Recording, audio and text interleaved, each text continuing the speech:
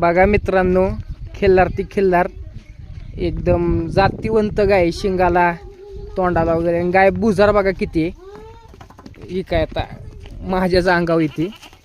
अतिशय चप्पळ गाय. दादा गाव कुठलंही? मोरवे. तुझं नाव काय? ज्ञानेश्वर सुरेश पवार.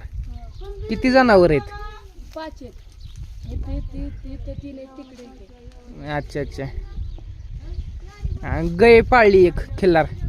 गाय का पाळली खिल्लार? गाय गाबणी. आणि गाय कशी वळूवर गाबणी का सिमेंट लावलंय? सिमेंट लावलंय का? अच्छा अच्छा.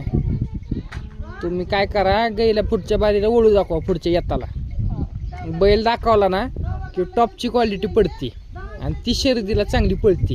सिमेंटपेक्षा नैसर्गिक रेतन करायचं. आपल्या जवळच्या भागात आहेत, बरेचसे आहेत खिल्लार वळू वगैरे आहेत. आपल्या चॅनलवर मुलाखती पडत असतात. तुम्ही सगळ्या गोपालकांनी त्या मुलाखती बघा, त्यातून थोडंफार नॉलेज घेण्यासारखं पण वळू मालकांकडून.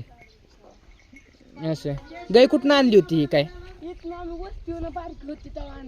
हा, त्याची मोठी एवढी तयार केली?